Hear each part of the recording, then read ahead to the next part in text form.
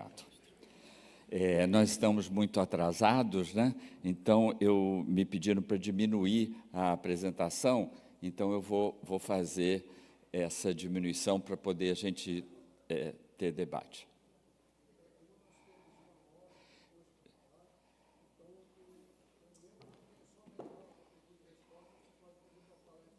Tá bom, Ceci, você é muito generoso.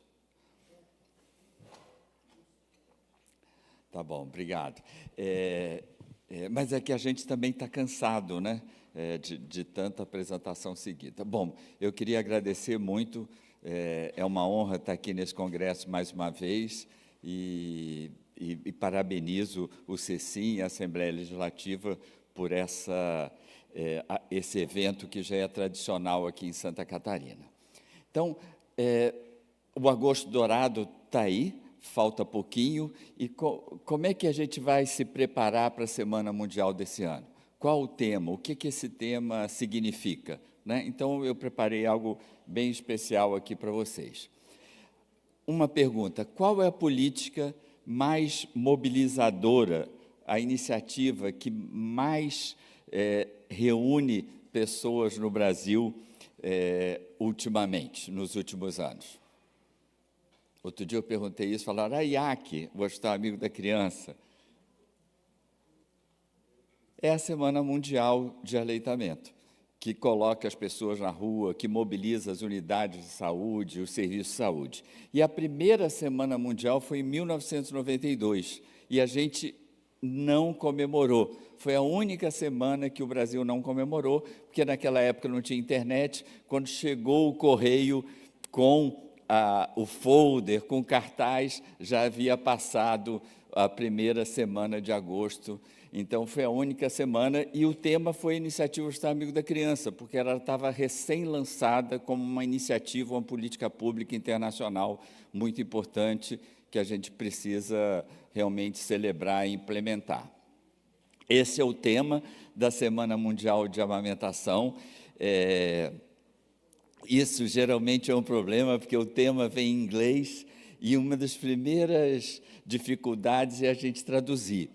Aliás, essa tradução desse ano é muito melhor do que a do ano passado, que foi o Closing the Gap, né? Porque, às vezes, são expressões em inglês que não se traduzem no Brasil. Então, a primeira tarefa é a tradução. Então, quando saiu, logo em março, a gente fez esse pôster, priorizar o aleitamento, criar sistema de apoio sustentáveis, porque tem a ver com a ecologia, com o mundo, né? O leite materno como recurso natural renovável. Mas, olha só, prioritize, né, em inglês, pode ser priorizar, a gente pode traduzir como priorizemos, priorizando, priorize, dar prioridade. Qual seria o melhor, né? Esse é um cartaz que saiu e está aqui priorizando a amamentação, construindo sistemas de apoio sustentáveis. Essa é uma versão. Saiu no português brasileiro essa outra versão, priorizemos a amamentação, construindo sistemas de apoio sustentáveis. E no português europeu, saiu dar prioridade à amamentação, construir redes de apoio sustentáveis. Eu gostei de priorizemos, porque nos inclui, né? Priorizemos nós devemos priorizar, né? Mas a comunicação do Ministério da Saúde já diz que não vai ser assim. Os publicitários dizem que tem que ser priorize, crie sistemas de apoio sustentáveis. É assim que eles pensam. Como eu preparei essa apresentação, mandei na semana passada, o novo logo com priorize a amamentação, construa sistemas de apoio sustentáveis, não está aqui, mas parece que essa é a tradução oficial do Ministério da Saúde. Pelo 6º ano consecutivo, a gente faz um seminário preparatório para discutir o que a UABA está nos propondo. E a gente fez isso agora em junho, foi muito interessante, reunindo especialistas para a gente ter a fundamentação do que o ABA quis nos dizer. E essa é um objetivo, informar pessoas sobre o papel na criação de ambientes favoráveis e sustentáveis para a amamentação. Tem essas palavras, âncora, galvanizar, que a gente não usa, não entende, né? Então, eu acho que é melhor consolidar o apoio contínuo à amamentação como um componente vital para criar um ambiente sustentável, né? Eu queria remeter a vocês, porque quando falo em sustentável, a gente está falando de ecologia, de meio ambiente. E no Rio de Janeiro, aqui o Brasil, em 1992, fez essa Conferência Internacional das Nações Unidas sobre Meio Ambiente e Desenvolvimento, porque sustentável tem a ver também com desenvolvimento. Foi a famosa Rio 92. E nessa Rio 92 eu fui coordenador dessa campanha, a campanha Amamentar é um Ato Ecológico. E foi muito interessante, porque a gente fez um seminário internacional, isso aqui em homenagem ao professor José Martins Filho, que não está aqui, mas que virá amanhã. Ele aparece ali, ó, novinho, né? Nessa mesa redonda, nesse seminário internacional, que a gente discutiu por que amamentar é ecológico. Então, a gente fez vários materiais, esse é um folder dobrável, que nem um trevo de 4 folhas, explicando por que o leite materno é um recurso natural e falando muito do impacto ecológico da alimentação por mamadeira. Esse documento é de 1992, escrito pelo Andrew Redford, que estava lá, está no nosso SlideShare. Ele pode estar desatualizado em termos de quantidade, mas ele é muito atualizado, mostrando o impacto da fórmula infantil e das mamadeiras, dos bicos e das chupetas no meio ambiente. E vocês sabem que a Gaia é o nome do nosso planeta, né? Isso é uma teoria, que a Gaia é a deusa primordial da Terra, né? Segundo a mitologia grega, ela própria se criou e, a partir do caos, e depois criou tudo o que a gente tem no planeta. E tem essa hipótese que a Gaia, o planeta, é um ser vivo, né, que se autorregula. E essa aqui é a minha pacientezinha na época, que se chama justamente Gaia, e que foi amamentada exclusivamente até o 6º mês, e aqui é ela aos 6 meses. Então, ela serviu de divulgação dessa campanha, e foi muito bonito, porque a imprensa recebeu isso com carinho. E o Grupo Origem, da Denise Arcoverde, fez essa linda cartilha, Amamentar também é ecológico, que também está nos nossos SlideShare. É como se fosse uma revista em quadrinho explicando o impacto ecológico da alimentação por mamadeira, pelo uso do leite de vaca. Está em PDF, e aí não tem animação, mas isso aqui é uma animação muito bonitinha de como as vacas, por exemplo, produzem com a sua flatulência o metano que fura o buraco de ozônio. Em 1992, a gente foi muito ridicularizado por levantar essa tese, né, dizendo que o peido das vacas estava causando as mudanças climáticas. Mas a gente firmou essa tese. E olha só que interessante, em 1997, o tema da Semana Mundial foi amamentar é um ato ecológico. Então, a UABA percebeu a importância disso e, 5 anos depois, fez decidiu que o tema da semana seria amamentar é um ato ecológico. E uma outra pergunta que eu gosto de fazer, que também me surpreende muito, é perguntar para vocês qual o mamífero mais populoso no nosso país, incluindo nós, espécie humana. Outro dia eu perguntei e falaram, o rato, os cachorros, os gatos. Qual é? Alguém já falou. A vaca, exatamente, a vaca. É muito impressionante. Eu fico impressionado porque está subindo isso, né? Ó, o IBGE, em 2023, a gente tinha 238 milhões de cabeças de gado. E subiu. E a nossa população do Brasil é 212 milhões. Então, nós somos um país de vacas. Tem mais vaca do que a gente, né? Isso é impressionante, é muito impressionante, né? E a produção de carne bovina e de leite emite mais do que o dobro do limite das metas de gases de efeito estufa.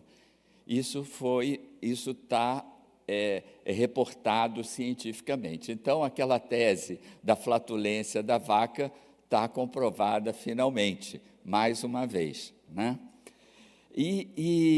Infelizmente, também,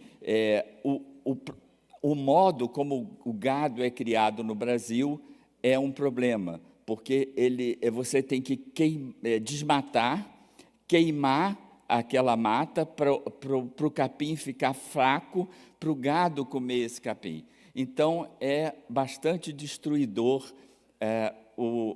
a pecuária bovina. E o estudo da Unicamp detecta agrotóxicos e substâncias de uso veterinário em fórmulas infantis. Está aí a relação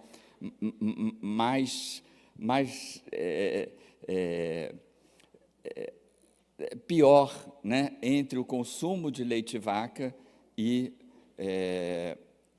as fórmulas infantis que estão contaminadas por agrotóxicos. Então, há um custo ambiental enorme das fórmulas comerciais infantis, dos leites em pó, né? Emitem gás carbono, contaminam o ar, têm um consumo de água enorme e provocam um resíduo de lixo pelas embalagens extremamente grande. Isso também me impressiona muito. São necessários mais de 4.000 litros de água para produzir apenas 1 quilo de leite em pó. Mas como? É porque nessa contagem tem toda a história e o crescimento do gado bovino até que ele seja produtivo e até que ele produza leite. E esse leite, ele é desidratado, né? E isso consome muita água também. Então, você vê que a fórmula infantil causa bastante dano ambiental. Então, aqui, esse grupo do INCAP é muito bom. Isso é um outro post que a gente divulga, mostrando como as fórmulas comerciais gastam energia, tem gorduras saturadas, tem proteínas em excesso, tem altos níveis de sódio que sobrecarregam os rins, tem altos níveis de açúcar que são colocados ali de várias formas. Então, são vários açúcares, não é só a sacarose. E, pulando no tempo, a gente chega em 2020 e, de novo, o tema é apoio ao aleitamento para um planeta saudável. Mais uma vez, a UABA propôs essa relação entre a amamentação e o meio ambiente. E a gente fez, naquela época, o primeiro seminário preparatório para a Semana Mundial. Por que a UABA repetiu o tema da Semana Mundial? Semelhante ao que fez em 1997 e 2020, e hoje, em 2025, de novo. Em 1997 e 2020, a gente não tinha sentido na pele o quê? As mudanças climáticas, a crise emergencial que a gente vive. Então, há uma diferença enorme daquela época para essa época. Agora a gente percebe o desastre ambiental e a emergência climática que a gente está vivendo, as mudanças climáticas, causando incêndios, causando alagamentos, causando desequilíbrios enormes e matando vidas, né? E esse é um estudo muito interessante do Fórum Econômico Mundial, mostrando os 10 maiores riscos globais nos próximos 2 anos. A desinformação, e a gente viveu isso na pandemia, os efeitos climáticos extremos, né? Está aqui a Margot, que foi uma lutadora para reorganizar após o desastre aqui, né, em Santa Catarina, e a poluição também. Então, tem a ver, a gente tem que se despertar para essa questão. E outra estatística que me causou bastante espanto foram as indústrias poluidoras de embalagens plásticas no mundo. Então, você vê que no 3º e no 4º lugar, a gente tem as indústrias produtoras de fórmulas infantis. Então, vejam como essa é uma questão que merece a nossa atenção. E como a nutricionista falou, nós estamos ingerindo microplásticos, porque as embalagens de leite, de preparo, têm plástico. Então, esse estudo revela que 75% das amostras de leite materno analisadas continham microplásticos. Se no leite materno está assim, na fórmula ou no leite de vaca está muito maior, né? E essa é a pergunta, mas o que eu, profissional de saúde, que trabalho na maternidade, na unidade básica de saúde, na minha clínica, tem a ver com isso? O que isso importa para mim? O que eu posso fazer? Eu não sou ecologista, né? Eu não sou ambientalista. Sim, mas a gente pode fazer muita coisa. Nós, profissionais de saúde, devemos aceitar novos desafios. E um deles é urgente que passemos a prescrever menos fórmulas infantis e menos alimentos ultraprocessados, né? Necessitamos comer menos carne vermelha também. Estamos dispostos a mudar nossos hábitos alimentares e de consumo em prol de um planeta mais saudável? Porque também não é só o alimento, são o que a gente consome também de forma exagerada, em excesso, porque a gente seduzido pela mídia e por um sistema que produz sem parar, né? E a gente tem que estar sempre na moda, sempre comprando a última versão de alguma coisa. E a gente sabe que é possível o vegetarianismo na infância e na adolescência. Então, é possível que os nossos lactentes, que as nossas crianças tenham uma dieta balanceada que não comprometa o seu crescimento e o seu desenvolvimento. Tá bom? Então, isso está na Sociedade Brasileira de Pediatria. E tem também a minha amiga Raquel Francischi, nutricionista, que escreveu esse livro, Vegetarianismo na Lactação, Vegetarianismo e Veganismo na Nutrição Materno-Infantil, onde ela prova que há essa possibilidade de gestantes terem uma gestação saudável, sendo vegetarianas ou veganas, e bebês também. Mas deixa eu ver se eu entendi. Eu quero isso, que as mulheres precisam produzir mais leite materno para salvar o planeta da poluição? A gente quer colocar mais essa carga sobre as mulheres? Não é essa a abordagem, porque as mulheres já são sobrecarregadas, né? E talvez se as mulheres tivessem poder e tivessem governando o mundo, a gente não estava em guerra, né? Porque as mulheres produzem vida, são mais cuidadosas, mais cuidadoras. Então, a gente vai apoiar o aleitamento ou apoiar a mulher que amamenta? Qual o melhor? É apoiar a mulher que amamenta, né? Esse é o site oficial da Semana Mundial de Amamentação. Então, a gente vai lá e pega o logo, os objetivos, o pôster, mas tudo isso que eu falei aqui, eu falei porque a gente estudou, porque ainda não tem o folder da Semana Mundial. E o folder é o documento que explica o que a gente deve discutir durante o Agosto Dourado. Então, o folder, não tendo, é um vácuo na nossa preparação. E uma pergunta que a gente faz e que foi nova para a gente, o que é um apoio sustentável na amamentação? O que significa isso, né? A gente sabe que toda mulher é capaz de amamentar, desde que tenha informações precisas, apoio da sua família, apoio do sistema de saúde e apoio de toda a sociedade. Então, o apoio, a gente sabe o que é. Apoio é suporte, é ajuda, é socorro, é amparo, é sustento, né? Mas o que é sustentável? Sustentável é uma palavra do campo da ecologia, da economia, e que tem vários sentidos, né? Um sentido ambiental, social, né? Então, a gente vai trazer isso para a amamentação.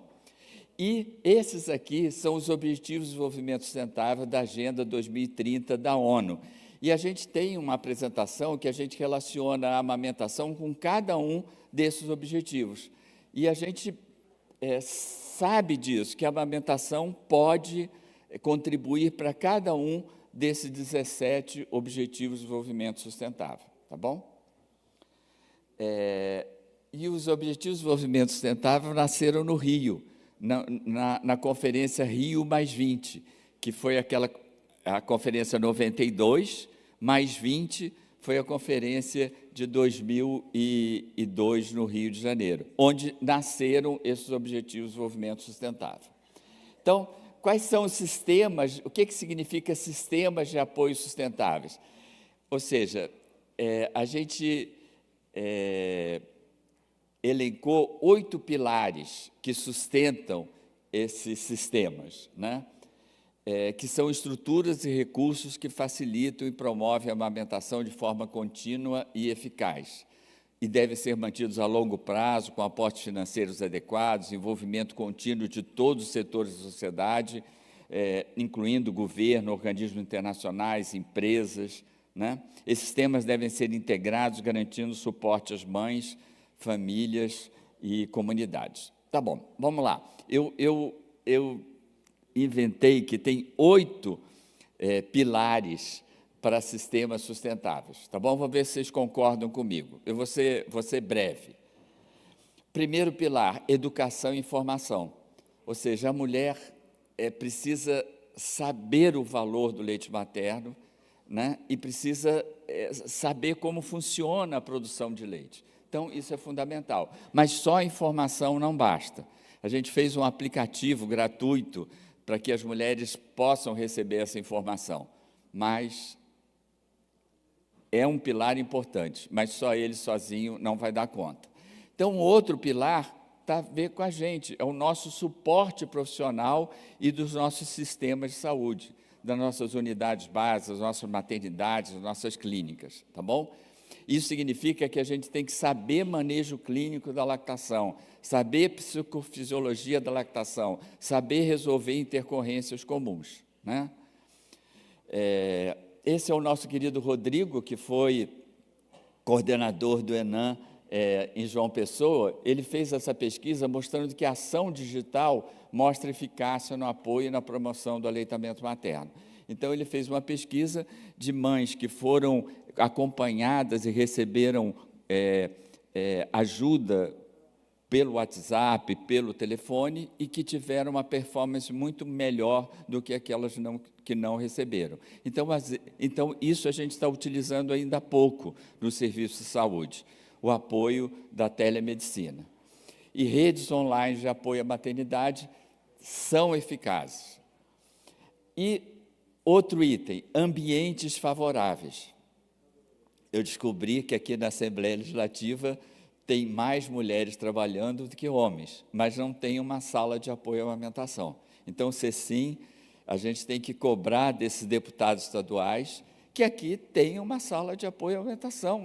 É algo barato, simples e fácil de fazer, né? E, bom, tem a ver com o próximo também, políticas de licença maternidade e paternidade. a gente tem que ampliar a licença maternidade e a licença paternidade, porque a gente propõe 6 meses, mas a Constituição só dá 4.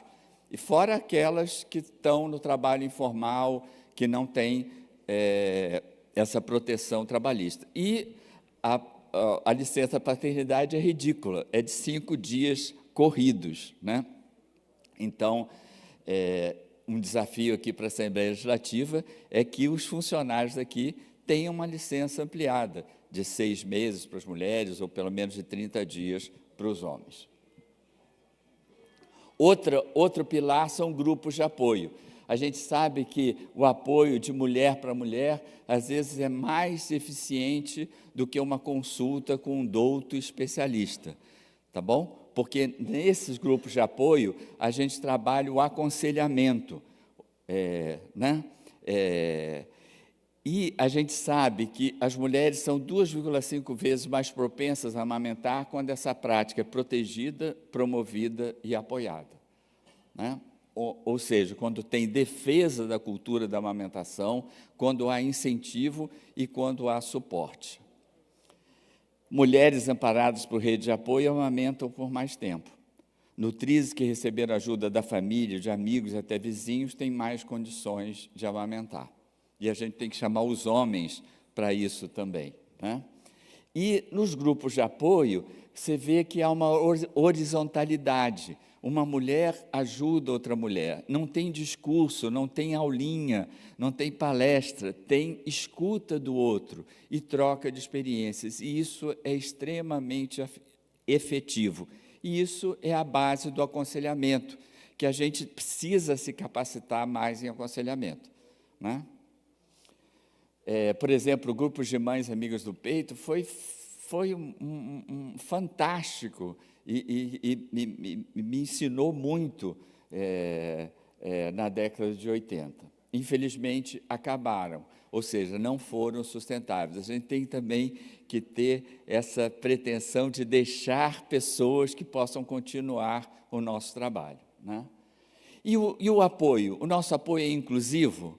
Será que a gente sabe atender uma lactante PCD, uma lactante com neurodiversidade, né? Ou a gente ainda é capacitista? Então, será que a gente sabe atender uma pessoa LGBT que deseja amamentar, uma mulher trans que quer amamentar, um homem trans que quer amamentar, ou a gente ainda é preconceituoso? Então, o nosso apoio tem que ser para todas as pessoas que querem amamentar. Então, essa é uma área que a gente precisa se capacitar também. E um 7º pilar é a regulação do marketing das fórmulas infantis, principalmente o marketing digital, que está graçando nas redes sociais. E, felizmente, na 78ª Assembleia Mundial de Saúde, em maio agora, saiu uma nova resolução que complementa o Código Internacional, dizendo que o marketing tem que ser regulado. Vocês sabem que influenciadoras são pessoas não grátis, né? Influenciadoras são personas não grátis. E o último é a garantia de recursos financeiros. Olha só, a amamentação vale muito, mas recebe pouquíssimos recursos. A política nacional de aleitamento é muito boa, mas tem poucos recursos humanos e financeiros para ser implementada. Os governos estaduais, os governos municipais deveriam aportar mais recursos e ter comitês estaduais, políticas estaduais e políticas municipais de aleitamento. Então, a gente precisa ter mais recursos. Muito do que a gente faz em aleitamento é graças ao trabalho voluntário de muitas pessoas, né? Mas isso não pode ser só um trabalho voluntário, tem que ser uma política com recursos garantidos. Essa é uma fintech feminina na Nigéria, muito interessante, está no nosso portal aleitamento.com, é como se fosse uma Bolsa Família para aquelas mulheres que amamentam. É uma ideia sensacional e é uma relação custo-benefício imensa, se essa nutriz, se essa lactante pudesse receber um recurso para que ela se alimentasse e que não precisasse ter desmame precoce para fazer algum trabalho para sobreviver, né? Então, vale a pena a gente... Porque eu me lembro, eu falava isso também, que a amamentação é grátis. Não é grátis, é um trabalho feminino, é um trabalho de dedicação inclusiva que ocupa muitas horas das mulheres. Então, dizer que o leite materno é grátis é um erro, porque a gente está desqualificando o tempo e o trabalho das mulheres. $1 investido em amamentação significa $35 de economia com gastos em doenças, internações, medicamentos, sequelas. Isso, quem nos diz, é a Unicef Nigéria. Então, vale a pena a gente investir mais recursos em amamentação. E o que é isso? São boas políticas, políticas públicas de aleitamento. No Brasil, a gente tem dezenas de boas políticas, mas elas precisam ser mais implementadas pelos estados, pelos municípios. Não vamos esperar que o Ministério da Saúde faça tudo. A gente pode fazer muitas coisas na nossa cidade ou no nosso estado. O Ministério da Saúde anunciou, na Semana Mundial de 2023, salas de apoio à amamentação nas unidades básicas. Mas é uma ideia tão óbvia, por que a gente não tem salas de apoio à amamentação no nosso posto de saúde, na nossa clínica de saúde da família, né? Então, aqui, Prefeitura aqui de Florianópolis ampliou a rede de apoio à amamentação com espaço exclusivo para mães no centro da capital. Parabéns, Florianópolis, parabéns, né? Cada unidade básica podia também ter o seu grupo de apoio à amamentação. Olha, o grupo de apoio funciona segunda, quarta e sexta, de manhã ou de tarde, um lugar para acolher essas mães fora da consulta do profissional de saúde. Seria bastante efetivo. Esse é o passo 10 da iniciativa Hospital Amigo da Criança, os grupos de apoio. Com a nova versão do passo 10, isso mudou um pouco, mas isso aqui são locais de apoio, um banco de leite, a maternidade amiga da criança, uma unidade básica amiga da amamentação, que é uma política do Estado do Rio de Janeiro bastante exitosa, a estratégia Amamenta, Alimenta Brasil, são lugares de apoio. Então, concluindo, que eu falei demais, parabéns, Santa Catarina, vocês têm 18 hospitais, maternidades amigas da criança. Isso é sensacional. É uma relação muito maior do que a relação do governo federal. Então, reclamaram hoje de manhã que é pouco, mas é muito comparada a outros estados, tá bom? Então, vamos ver positivamente. Já temos 18 e podemos ter mais maternidades amigas da criança. Em Rio Negrinho, eu fui a Rio Negrinho há muitos anos atrás. Tive que descer em Curitiba para ir a Rio Negrinho, né? Depois de ônibus. Então, bacana. E aqui, ó, um outro exemplo sensacional, aqui pertinho, Itajaí.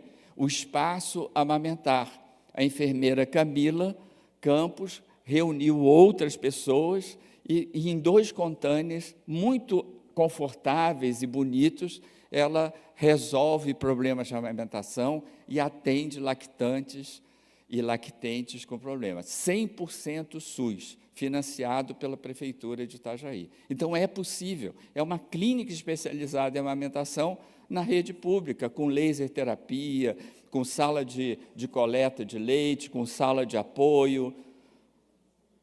Então, é um bom exemplo. A iniciativa Consultório Amigo da Amamentação é para os nossos consultórios, para os consultórios privados, de nutrição, de fono, de enfermagem, de pediatria. E são 10 passos também. E um dos passos é indicar, quando é necessário, profissionais experientes, ou seja, a gente trabalhar em equipe interdisciplinar, e grupos de apoio éticos, para complementar o apoio a essa mulher. E a creche amiga da amamentação. Parabéns, Florianópolis, vocês têm essa iniciativa. Isso é muito bom, porque mantém a amamentação na volta do trabalho feminino. Então, a chave para melhorar a amamentação é dar apoio contínuo, dia a dia, à lactente em sua casa ou em sua comunidade. O último slide para encerrar. Olha só, esse aqui é o apoio contínuo. Olha só que bonito, ó. Aqui no parto, né? Você tem o parto com acompanhante, o contato pele a pele na sala do parto, o passo 4 da IAC. Se o bebê for para a UTI, você tem o cuidado canguru, você tem a translactação, você tem o pai presente. Voltando para casa, você tem lá a família, ela não está sozinha, ela tem uma rede de apoio. Aqui, na gestação, são grupos de casais grávidos, de gestantes, se exercitando e trocando experiências, e aqui o grupo de apoio, que é o passo 10 da IAC. E ela tem direito a amamentar na rua, onde quiser. E, se voltar ao trabalho, ela tem que ter um cantinho para tirar o leite, que não seja o banheiro, para que esse leite seja retirado com segurança. Então, esse é o ciclo do contínuo do cuidado no apoio à amamentação. O seio materno é o primeiro abrigo humano, nossa primeira morada no planeta Terra, graças a vocês, mulheres. Muito obrigado.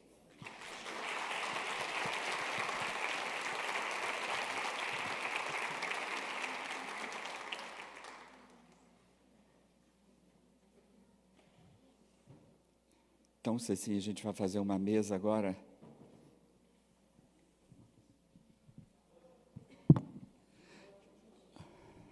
Vocês ficaram convencidas que amamentar é um ato ecológico?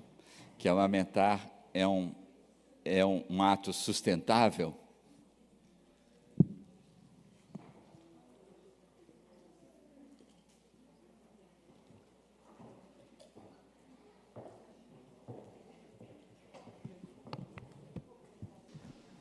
Alô? Quem é que... Vocês querem tudo embora? Não, mas só umas perguntinhas, já vamos todo mundo embora. Doutora Kathleen, quem mais faltou? Só? Tem mais alguém? Pode subir. Vamos sentar?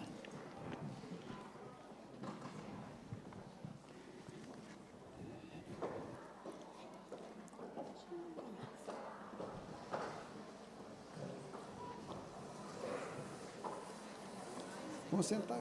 Senta todo mundo aqui.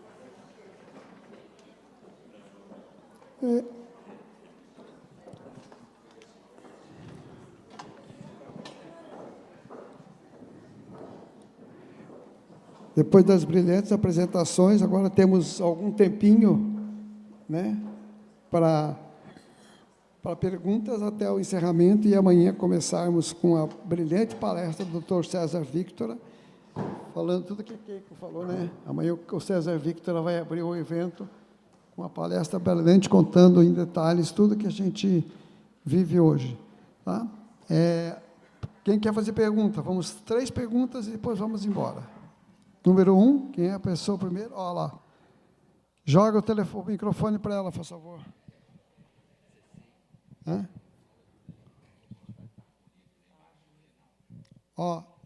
Antes que ela faça a pergunta, o doutor Marcos Renato, ele vai estar com um livro, que deu o livro? A amamentação. Então, ele vai autografar o livro aqui na saída. Quem quiser um livro autografado, ele vai custar mais barato que não autografado. Sinta-se à vontade. Está ali, o livro do Marcos, Amamentação. Vou deixar ele falar, porque... Sim, tem várias autoras catarinenses aqui do livro que vão me acompanhar. Uma delas está ali sentadinha, a professora Evangelia também, que vai estar com a gente. E a professora Flávia também ficou de chegar. Bom? É um livro que está na 5ª edição, tem 88 autores, 51 capítulos, é um livro bastante abrangente, tem nutrição, tem saúde mental, tem imunologia, tem políticas públicas, tem fonoaudiologia, tem capítulos de anquiloglossia também, que é uma questão emergente atualmente, né? Depois vocês dão uma olhada, é muito interessante, é um livro interdisciplinar, tá bom? Oi, boa tarde. Então, meu nome é Jerusa, fonoaudióloga do município de Forquilinha. Gostaria de agradecer muito as palestras da parte da tarde, foram realmente enriquecedoras. Gostaria de perguntar sobre a questão de saúde mental, em relação a essa questão de saúde mental, falaste sobre o uso de algumas medicações e que são relativamente seguras, né? São mais seguras para o uso junto à amamentação. Mas o quanto isso também é divulgado para os profissionais da ponta, porque eu tenho pacientes que chegam a mim já sem amamentação, já com uso de fórmula, por causa da falta, por causa que não foi indicado amamentar fazendo uso da sertralina, né? E o quanto também eu fiquei pensando, porque um dos critérios para, por exemplo, fazer o atendimento com um fonoaudiólogo junto do meu município, a gente chamar o paciente mais rápido, é riscos, por exemplo, para a deglutição, né? Então, paciente prioridade 1. E, por ser uma criança prioridade absoluta, então passa-se na frente. E, no caso dessa mãe, eu sabia que ela já estava com risco de depressão, né? Ela já apresentava sinais por a criança ter sido identificada com um síndrome, né, gestacional já na gestação, e quando foi encaminhada para mim, já só com 7 dias de vida, ainda já foi feito contato ainda na maternidade, e eu soube disso, o mais antes eu puxei essa criança para atendimento, porque eu pensei, uma criança que já tem uma questão sindrômica não precisa ter uma mãe com depressão, né? Então, o quanto antes esse é o atendimento. E daí eu fiquei pensando que eu chamei essa criança primeiro para atendimento, pensando nisso, e pensando que talvez fosse um critério que eu deveria colocar também na minha clínica, também junto ao protocolo municipal. E daí também seria uma outra pergunta assim, para a gente refletir e falar a respeito. Vamos ver se eu entendi a tua pergunta. Sim, a gente ainda, como eu comentei, né, não se faz triagem, né, para transtornos psiquiátricos no período perinatal, isso é um grande problema. A saúde mental da mulher é extremamente negligenciada. A gente não tem nas formações médicas, né, nas residências médicas, a cadeira ainda espantosamente, né, de saúde mental da mulher, né? Poucas residências de psiquiatria hoje têm alguma coisa de saúde mental da mulher, mas isso não está ainda formalizado, isso não é preconizado ainda pela associação, não é uma exigência da Associação Brasileira de Psiquiatria, e nas outras residências médicas que também estão envolvidas no cuidado perinatal, pediatria, ginecobstetrícia, também não é algo formal dentro da formação desses profissionais, tá? Nem da psicologia, nutrição, enfim, né? Todos os profissionais que estão nesse cuidado. Isso é um grande problema, por conta daquilo que eu comentei, que é o estigma, o preconceito, a idealização desse momento, que a mulher vai estar plena e muito feliz, e em momento algum vai se sentir triste ou em risco de ter alguma doença psiquiátrica, tá? Então, esse é um primeiro ponto. Por isso que eu enfatizo tanto o slide do rastreio, que é muito simples de ser feito, isso pode mudar drasticamente a assistência, né, a qualidade da assistência para essa mulher e para essa criança, tá?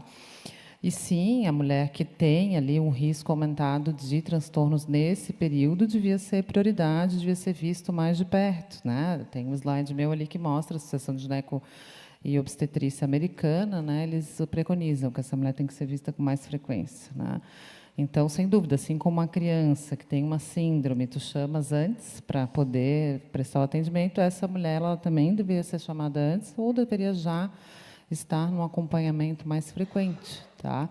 E é isso, é muita, como eu coloquei, esse erro, né? Ou tu amamentas ou tu tratas o teu transtorno mental. Então, se tu vais usar sertralina, ou seja lá o que for, tu vais desmamar o teu bebê, tu vai dar fórmula. E isso ainda é uma prática muito frequente, infelizmente, tá? E completamente errada e desatualizada. Existe, sim, a possibilidade da gente oferecer um tratamento adequado para essa mulher e incentivar o segmento da amamentação, tá?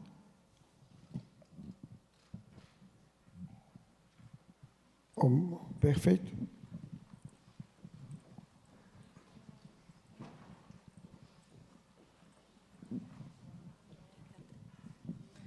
Olá, boa tarde a todos.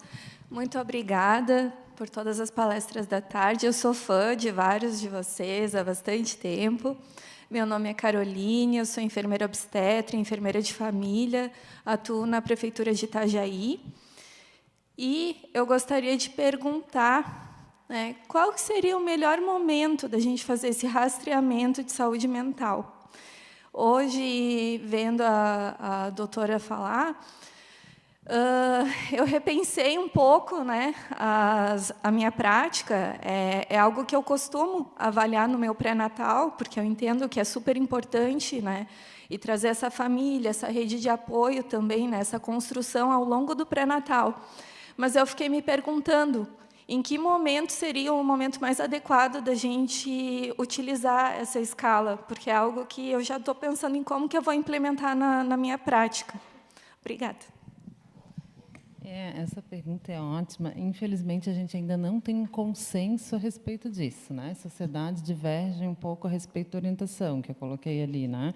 Por exemplo, a americana de pediatria orienta 1 mês, né, integrar nas consultas de puericultura 1, 2, 4, 6, né? E a de gineco-obstetrícia não é tão clara, né? Então a gente não tem um consenso quanto a isso, tá?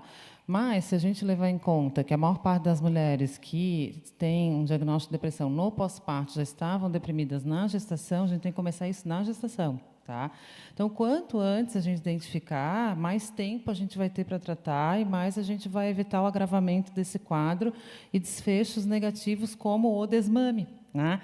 Então, é isso. Assim, ainda recebo pacientes muito atrasadas no consultório, assim, já no 3º trimestre, já no pós-parto, com a amamentação já em risco, assim, já sem muito o que fazer, porque a gente precisa de tempo, né? Então, quanto antes, a primeira consulta de pré-natal, eu te recomendaria já fazer, né? 1º, 2º, 3º trimestre, uma vez a cada trimestre, né? E ali no pós-parto, 1 mês depois, né? 15 dias ali do baby blues, enfim, então, né? Um mês depois, acho que estaria bacana. Eu acho que isso tem que ser com frequência, né? Contando que essa amamentação ainda vai longe, que a gente não quer interromper antes dos 6 meses, tomar esse cuidado frequente, assim como a gente cuida com as outras patologias, né? Ninguém faz uma triagem para diabetes só uma vez no pré-natal ou para hipertensão só uma vez, né? Por que a gente não faz da mesma forma com a saúde mental, né? Se é tão importante quanto, mas não tem um consenso, tá? A gente tem assim algumas orientações divergentes aí, tá? Gostaria que a senhora opinasse, que a senhora tem muita experiência. Eu queria que a senhora falasse um pouquinho sobre qual é o momento de você intervir quando tem a paciente, ou seja, a gestante ou a mãe que amamenta, mostra sinais de alteração de saúde mental. Olha, eu acho assim que a gente vê e não enxerga. Né? Então, esse olhar de nós profissionais, sabermos enxergar, eu acho que aí é importante. Uma mãe que vem assim, você já viu que já tem problema, entendeu? Agora, não vai interpretar, não vai falar assim, olha, você está com o ombro todo estressado, você está nervosa? Não, a gente tem que aceitar, né? Perguntar para ela uma coisa que nós profissionais de saúde nunca fazemos, é perguntar para a mãe, como que você está? Como que você está sentindo? A gente não pergunta para ela. Então, a gente também não tem oportunidade de receber dela o que ela está sentindo. Né? Então, eu acho que essas coisas que nós devemos aprender, né? Como tornar este momento de encontro com a mãe um momento precioso, um momento mágico, que seja tão bom para você quanto para mim. Eu acho assim, você quer ser feliz? Quer? Então você faça uma mulher feliz. Agora, o dia que você assistir uma mãe e olhar para ela e ver como ela saiu depois da consulta, você vai entender isso que eu estou falando. Realmente, se a mãe sai feliz, você é uma profissional feliz. Se ela não sai, ou sai da mesma maneira que entrou, então, eu acho que ainda falta muita coisa para a gente. Infelizmente, nós não sabemos conversar com a mãe, nem transmitir aquilo que nós aprendemos junto da mãe, infelizmente. Não sei se era a resposta que você queria, né? Pode falar.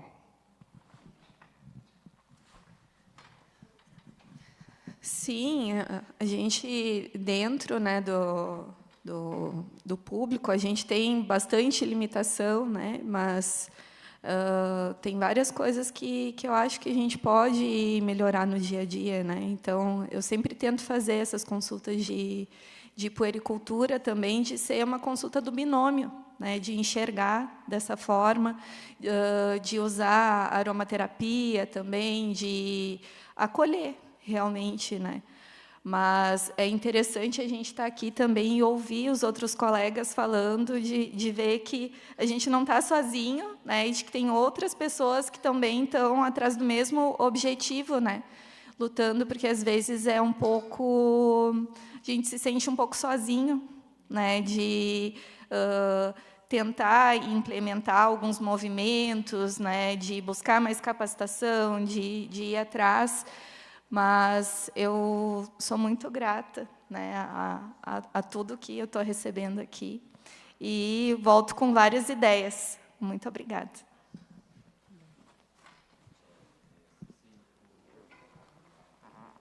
Tá. Boa tarde. Eu sou Leonardo Perfetto, eu sou médico pediatra aqui em Florianópolis. Primeiro, agradecer a oportunidade que o Dr. Ceci nos dá a ter tanta palestra boa, enriquecedora, e que amanhã tenho certeza que vai ser da mesma maneira. E aí, puxando o gancho um pouco da palestra do Dr. Marcos Renato, de fazer da amamentação ser um ato sustentável, e ela também ser sustentável em si, através da sua rede de apoio, aí eu trago a minha bandeira da paternidade, né? E que o Dr. Marcos conhece bem. E aí, fazendo paralelo também a essa nossa luta de aumento da licença paternidade de 5 dias. Para vocês terem uma ideia, minha filha nasceu 28 de dezembro, nem para registrar eu consegui. O cartório estava fechado. Mas, enfim, para esse aumento da licença paternidade, né, a gente chamar também o homem, o pai, para esse papel dele nessa participação da amamentação. E isso é possível no SUS, isso é possível no âmbito privado também. A gente tem uma política nacional de atenção à saúde do homem, onde a gente pode, já no pré-natal, trazer esses aspectos. E a amamentação é a porta de entrada até para esse vínculo ser fortalecido, proteger a amamentação e o homem entender o seu lugar na própria paternidade. Era só uma reflexão.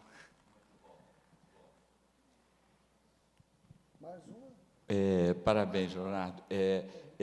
Eu queria lembrar que o carnaval no Brasil é maior que a licença paternidade. Tá bom?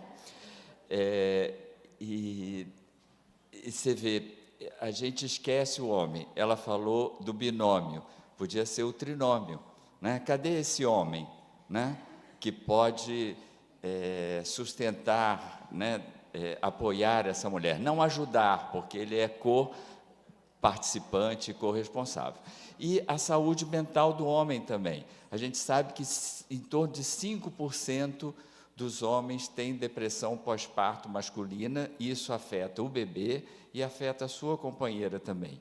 Mas a gente não vê, os homens, a gente não nos acessam, e a gente não acessa esses homens que estão sofrendo e acabam prejudicando o seu filho e prejudicando a companheira também. Então, essa questão da saúde mental é uma questão que a gente tem que se capacitar mais, né?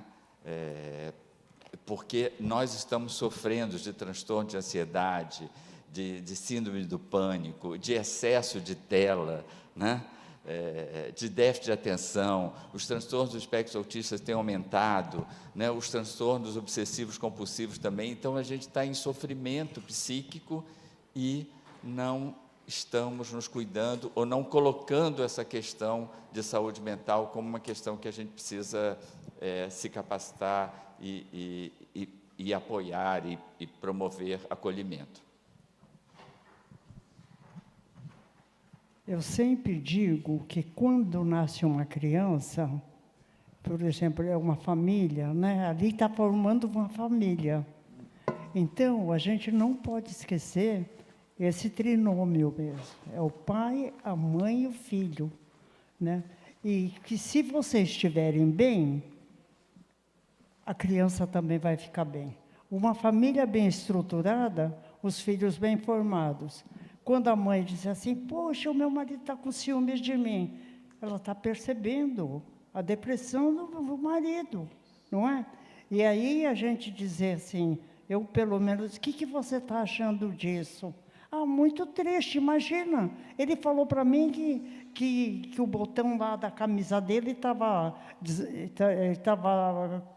caiu e eu nem percebi. Coisa que eu nunca faria sem estar o nenê presente. Isso. Aí eu peguei e falei assim, e o que você fez? Ah, eu tive que colocar de novo o botão, né? Aí eu falei assim, quem que vai ficar com você no futuro? A gente tem que lembrar que os filhos vão para o mundo, mas a gente vai ficar com os nossos pais, né? E eu sempre digo, olha, eu sou uma mulher que, se meu marido me apresentasse, eu gostaria que ele me falasse assim, olha, essa é a minha mulher pediatra, Keiko, que me faz sorrir todo dia. Gente, 57 anos de casado, e eu faço ele sorrir todo dia. Não é uma coisa legal? Né? A família cresce bem, os filhos ficam bem, né? É isso que eu acho que o pai não pode também esquecer seu papel, né? Que ele é muito importante dentro da estrutura familiar. Não sei se eu respondi.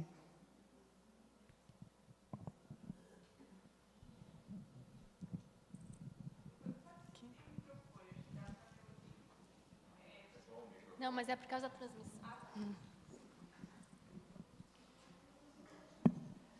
Boa tarde. Meu nome é Jéssica e eu sou enfermeira.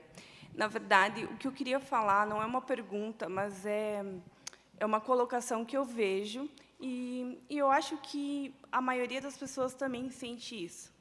Quando tu falou sobre nutrição, eu senti quanto a gente é pobre em relação a isso.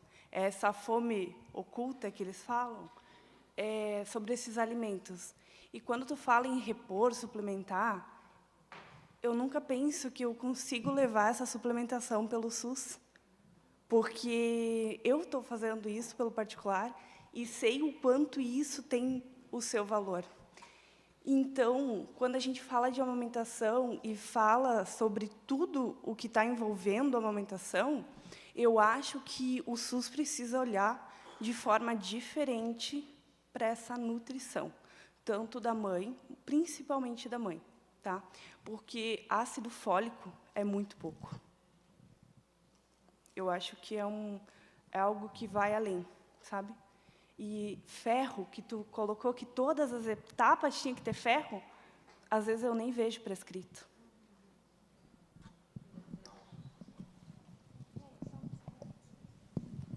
Eu acho que também a gente tem que pensar que isso não é só, né, nesse processo, porque quando eu falo suplementação, claro que ali os estudos eles sempre vão olhar o nutriente de forma isolada, mas a gente tem que tentar, na medida do possível, ok, precisa de fonte de ferro, então vou orientar essa família, essa gestante, a consumir alimentos fonte de ferro. Eu conhecer esses alimentos fonte de ferro, conhecer os alimentos fontes de ácido fólico, né, de folato ali, né, da vitamina B9. Então, porque realmente, se a gente for olhar a população de uma maneira geral, ela se alimenta de forma inadequada, porque a gente olhou ali tanto, né, então como eu mostrei, como depois, né, então assim, como o consumo de alimentos industrializados, ultraprocessados, estão crescendo cada vez mais. As pessoas estão deixando de cozinhar em casa, né? Então, e se a gente tem até estudos que já mostram que até mesmo pessoas de baixa renda acabam consumindo muito mais alimentos industrializados. E a gente tem que orientar ao simples, né? Então, assim, que talvez aquela família, aquela mãe, ela pode ir na feira comprar o seu alimento, né? Então, às vezes ela não tem oportunidade, por exemplo, de comprar um alimento orgânico e tudo mais, mas se ela ir na feira e comprar um alimento, vai ser muito melhor do que ela abrir um pacote, né? Então, ensinar que a gente tem que desembalar menos e descascar mais, né? Tá fazendo com que essa alimentação seja mais comida de verdade, né? E isso a gente vê que a população em si, de uma forma geral, está deixando de comer pela rotina, né? Então, pela praticidade do dia a dia, né? Então, e sim, a gente tem que estudar e bater em relação às políticas públicas, né? Porque até mesmo a gente tem orientações do Ministério da Saúde de cada nutriente específico, mas lá na base, né? Então, lá na unidade básica de saúde, eles não têm acesso a isso, né? Então, quanto mais a gente, como profissional, está estudando, está conhecendo e realmente fazer com que, né, as políticas públicas mudem, talvez lá no futuro a gente vai conseguir, né, ter ferro em todos os trimestres, não ter ácido fólico e sim, né, uma formativa, por exemplo, um metilfolato. Então, acho que é esse caminho, a gente se atualizar, conhecer, fazer o que a gente pode no momento, talvez orientar os alimentos fonte, não o suplemento propriamente dito, porque, às vezes, nem toda gestante vai ter condições financeiras de arcar, ela vai utilizar o que o SUS fornece, então a gente vai tentar agregar da forma de alimento. E daí acaba que, conforme vai melhorando, vai ter novas políticas, a gente vai tendo acesso, né, então, a novos suplementos especificamente.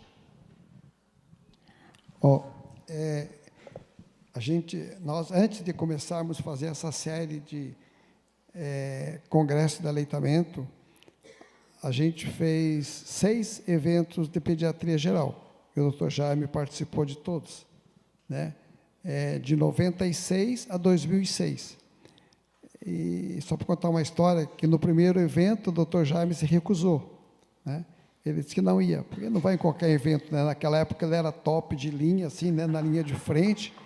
Aí, o que eu fiz? Peguei um avião daqui, eu e meu amigo Walter Bassanese, 6 horas da manhã, às 8 horas nós estávamos plantados no consultório dele. Às 8 horas ele chegou lá, estava eu e o Dr. Walter Bassanese lá. O que o senhor quer aqui? Eu falei, a gente veio aqui buscar o senhor, que o senhor precisa ir no nosso congresso. O senhor tem que conhecer a nossa missão como pediatra. Aí ele ficou tão enfunchado que ele veio em todos e continua mais 7, 3 eventos que ele vem conosco, tá?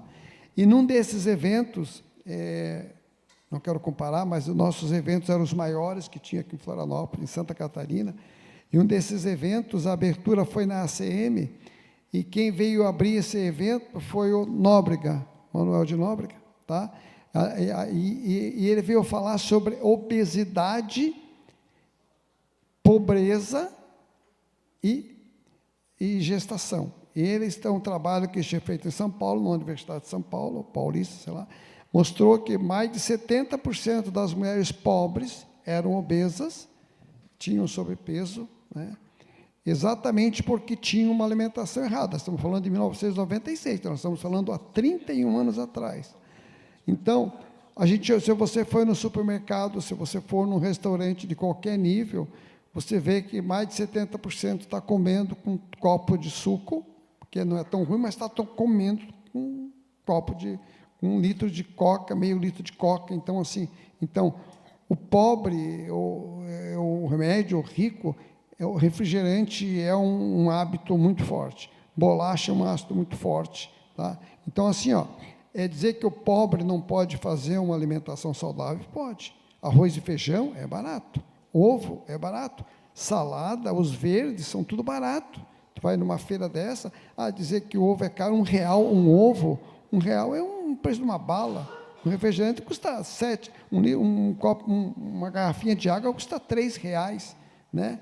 É mais caro que um ovo, né? Então, assim, então, quando a mulher quer, ela pode. No SUS tem ferro, em qualquer unidade de saúde tem ferro, qualquer unidade de saúde tem vitamina D. Sabe? Eu trabalhei 31 anos no SUS, né? Eu fui 31 anos, de 78 a 2009. Trabalhei em creche, ali no Lar Fabiano de Cristo, que o critério tinha que ter mais que 3 filhos e ganhar, no máximo, um salário mínimo. Então, tu vê com quem que a gente estava. E a gente ali, a gente conseguiu dar aquelas crianças com muito pouca coisa. Então, assim, falta, na verdade, nosso testemunho, a nossa ação em cima deles, mostrar para eles o que é melhor e dar o exemplo, né? Então, eu me lembro, se eu tiver que dar um legado, não vai ser nem esses congressos, nada que eu fiz aqui. O legado que eu tenho é na minha clínica. Quando eu comecei como pediatra, era lema, né? Quando a criança sai do consultório, leva o quê? Um pirulito, né? Lembra? Então, a gente dava um pirulito para cada criança. Depois, a gente achou que o pirulito era muito doce. Passamos a dar bolacha. Aí achamos que bolacha não era bom. E aí chegamos na banana. Então, há mais de 15 anos, a gente só dá banana para as crianças, e na época da maçã. E hoje, 100% das crianças acima de 1 ano, 9, comem banana. E a maioria não come uma banana, come 2, 3. Então, no subconsciente, no limiar dela, a festa é uma fruta. Então, a gente tem que começar, né? Então, chegou na época do Natal, botamos o Papai Noel para... nem pensar que você vai dar pirulito aqui na clínica. Vai no teu saco, vai ter o quê? Um adesivo, sabe?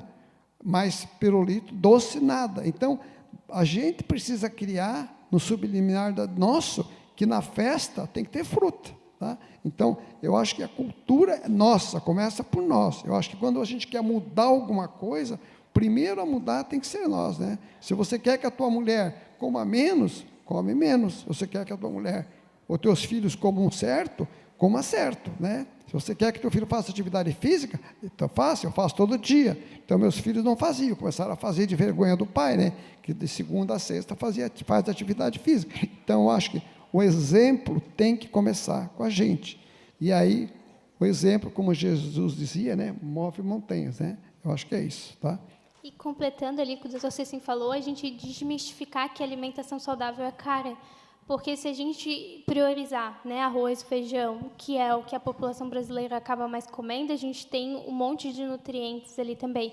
E sempre priorizar as frutas e vegetais da época. A gente não precisa querer que ela coma morango, mirtilo, pitaia, né? Então, assim, a gente pode, agora na época de tangerina, na época de caqui, na época que tem melancia, a gente então ensinar eles que se eles cumprir, né, comprar alimentos sazonais, vai ter um custo menor, que daí eles acabam, exatamente, vai ter uma qualidade maior, vai ter nutrientes ali, porque geralmente usam menos agrotóxico quando a gente está utilizando alimentos sazonais, e eles conseguem comprar, né? E outra fala também dessa questão de ofertar doce, porque a gente acaba vendo, ai, tadinha da criança, ela está comendo fruta, não pode dar açúcar até 2 anos.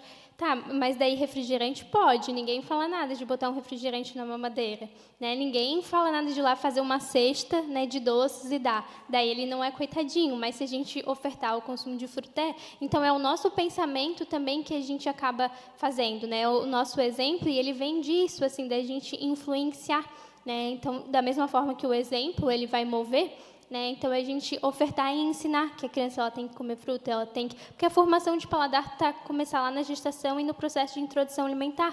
Então, se a gente já ofertar doces, por exemplo, nessa fase, obviamente ela não vai comer fruta, não vai comer verdura. Então, quanto mais cedo esses alimentos industrializados entrar, pior vai ser a alimentação dessa criança. E daí, conforme, né, ela vai evoluindo, se tornando adulto, vai desenvolver cada vez mais doença. Então, é o nosso papel como profissional ali de ponta ensinar que a alimentação ela não é luxuosa, ela tem que ser o básico, porque hoje em dia, né, com o marketing, como foi falado, né, então precisa ser aqueles pratos exuberantes e tudo mais, e as pessoas deixam de comer o básico, arroz, feijão, um ovo, um alface, um tomate, por exemplo. Né? Então, e fazer rodízio, porque se ela realmente se alimentar com alimentos sazonais, ela vai estar tendo muitos nutrientes, porque ela não vai comer a mesma coisa todos os dias. Né? Ela não vai comer a mesma coisa todos os meses, vai ser de acordo com o que está disponível ali na natureza, e isso vai agregar muitos nutrientes para ela. Eu só gostaria de colocar aqui o que o doutor Nóbrega, naquela ocasião, que vivia à procura da melhor dieta para a criança, uma dieta barata e tudo, ele falou assim para mim: Keiko, eu procurei a vida inteira, assim, como alimentar uma criança. E eu aprendi com os pobres, veja só, eles que me ensinaram, que eles são sábios, porque com arroz e feijão eles sobrevivem.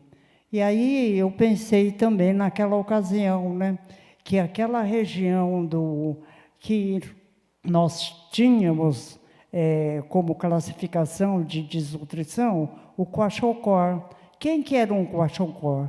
Kwashiorkor eram crianças abaixo de 2, 3 anos, acima de 2, 3 anos, que eram desmamadas. Enquanto aquelas mães esquálidas, desnutridas, alimentavam os seus filhos, amamentavam os seus filhos, eles não ficavam desnutridos.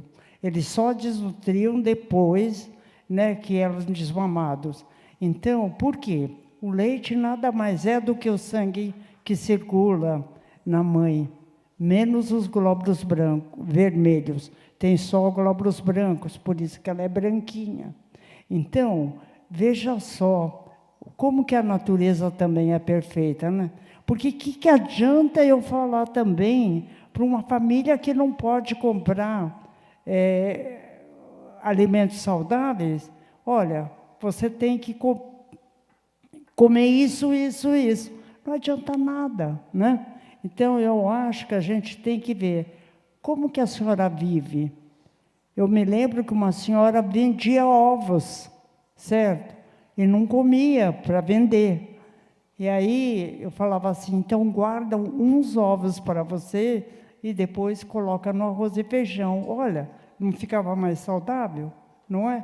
E às vezes era pouca ideia. Ou então, aqui, por exemplo, que é uma região litorânea, quer dizer, por que não dar, né, ostra? Por que não dar qualquer, como que chama aquele, o marisco, etc. e tal, né, que é tão rico em proteína. E, às vezes, eles não gostam de dar, né, você sim.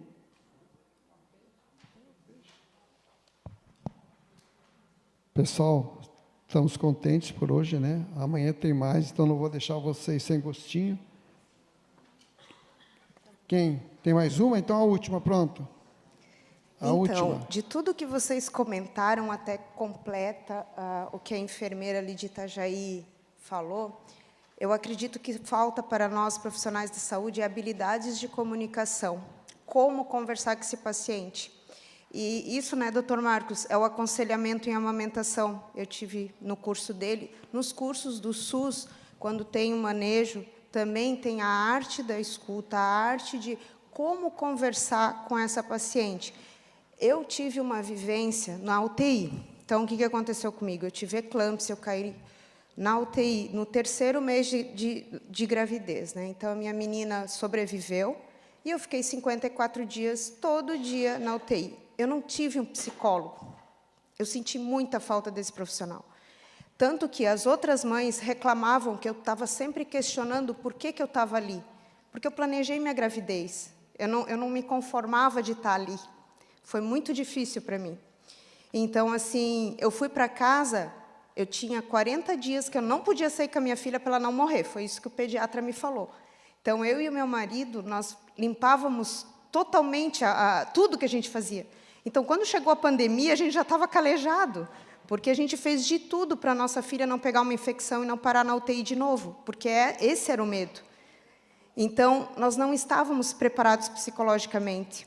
E aí eu penso em vocês aplicando esse questionário para mim, naquele momento lá na UTI, não ia dar. O que eu gostaria que alguém tivesse feito comigo naquela época ali? Conversasse, me escutasse. Então, tentem utilizar esse questionário sem que a mãe perceba que você está questionando, porque a gente vai se sentir muito mal respondendo essas perguntas. A gente não vai se sentir bem. Eu sei porque eu fiquei 54 dias esperando que alguém me escutasse, alguém entendesse por que eu estava ali. Qual é o erro que eu cometi? Eu fui até atrás do médico, o médico não conseguia me olhar. Então, assim, quando você perde um filho, que foi o que aconteceu comigo no 2º, que eu também não consegui ter, então a gente fica enlutada, então é muita carga negativa.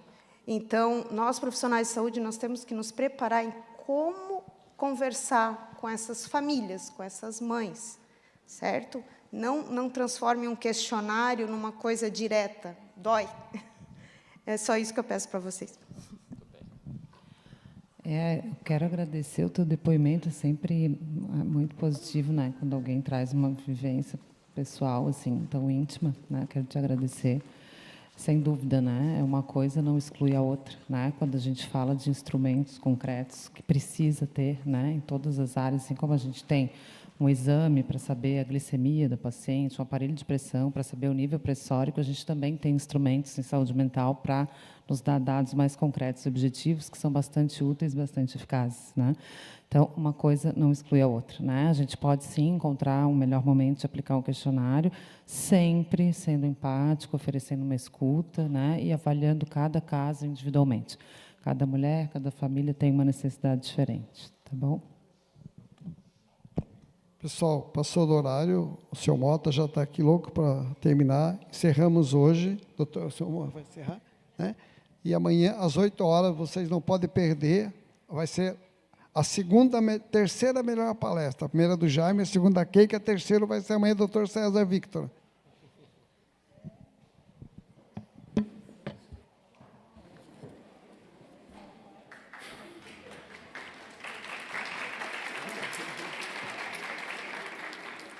Obrigado à última palestra, à última mesa redonda desta noite. Encerramos, neste momento, então, os trabalhos do primeiro dia do 7º Congresso Catarinense de Aleitamento Materno, convidando todos a estarem conosco amanhã, a partir das 8h. Obrigado, boa noite e até amanhã.